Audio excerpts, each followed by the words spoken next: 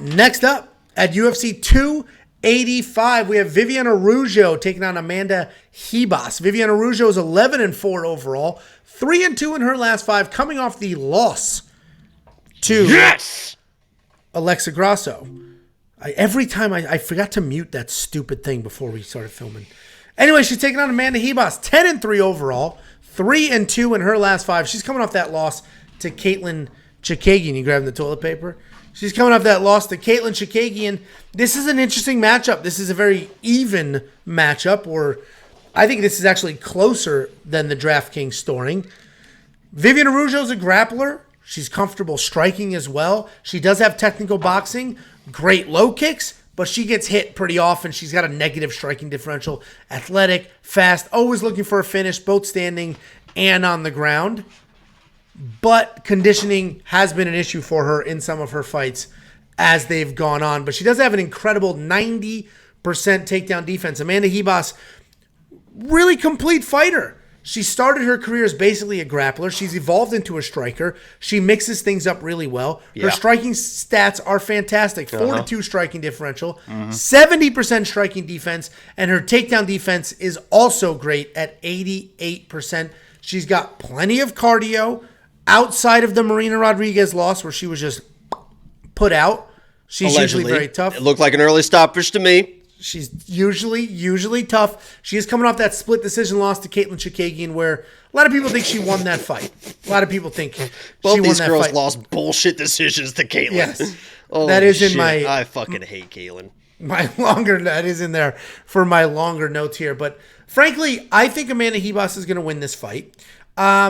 I think the odds are probably good. Maybe they should have stayed even because I think Viviane's the more dangerous fighter. I think she's more likely to catch her with a big punch like Marina did. She's more likely to potentially snatch up a submission, but her cardio does fade. So if Amanda dances around, stays busy, stays on the outside, works the striking, she could absolutely point her way to a decision. I think if Amanda looks to wrestle, she might have a hard time because Viviane Araujo's takedown defense is very, very solid. So Amanda's the pick. I think she can get this done with the faster striking and the better cardio. But this is even with that stupid shirt on, you're going to recognize this is a close fight, right? Let me just say that I also love Vivi. Angela knows as well. Vivi was my girl. She's been a lock of the week before, and I have nothing but the utmost respect for Vivi as a fighter, as a person, one of my favorite female fighters. With that said, oh my God, Amanda, oh my God. Is this fight even, how did this fight even get sanctioned? The things that Amanda Ribas is going to do to this girl, it's just an outright, oh my God. They better have, I don't know how close an ambulance is on standby. I know there's got to be paramedics in the arena, but they better be cage side the second this fight starts because Amanda Ribas is going to do whatever the fuck she wants in this fight. Absolutely dominate. Hit the night on the town after the fights, and I'm going to be on the hunt for her. I'm going to be on the hunt. Where's it? On the Instagram. Where's Amanda? I think she's at the Luxor. We got to go to the Luxor. I'm going to be all over that Instagram to figure out where the fuck she's at after that big win Saturday night. Now that we got that out of the way, and Amanda, you can turn the video off now. Angela, I think she's in trouble. I honestly think that she's in trouble. This girl Vivi is no joke, and Amanda Ribas, her striking sucks.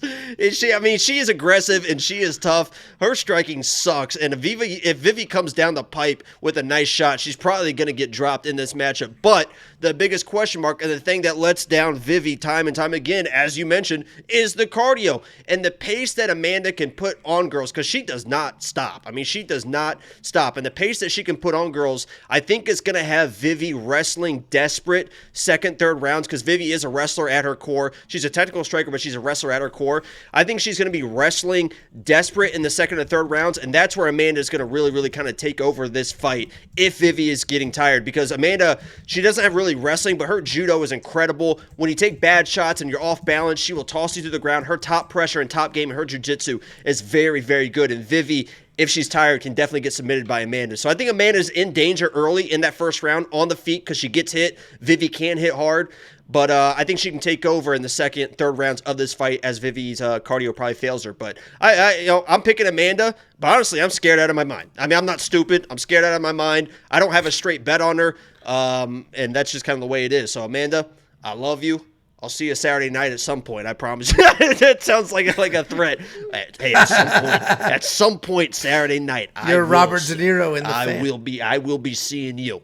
You know what I mean? But it's a dangerous pick for a reason. Vivi's good. No, Vivi's very good. You and I, we got to the same conclusion using the same tools, but see it differently. We both think Amanda can win because of Vivi's cardio.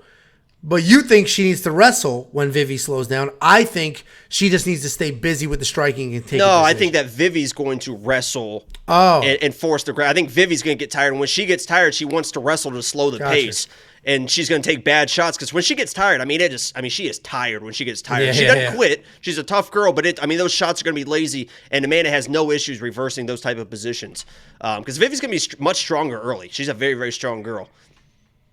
No, 100%. It's going to be a close fight. I've said it 100 times. No reason to bet something this close unless you have some personal affliction for one of these women. Well, I have some sprinkles on premium members know what I have, and I feel good about those, honestly. I bet you do. $7,900 for Vivi, $83 for Amanda Ribas. Super close, super tight. I don't see them scoring incredibly well. Potentially Vivi because she's the more dangerous of the two, but there's a lot of people that can get stoppages on this card, including some underdogs. So this is not necessarily a spot I'm going to grab in DraftKings. What do you think? Yeah, it's it might be a pick your side one, but yeah, I don't know. I don't think so. That implies that they're both, I think Vivi could find a finish early, and if she doesn't find a finish, she could get finished late. But yeah, there's better spots probably.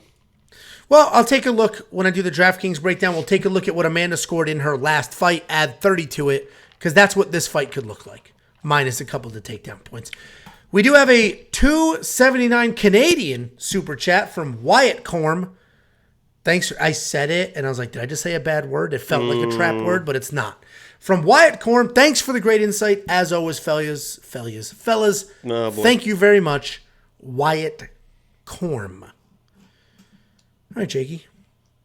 Let's move on.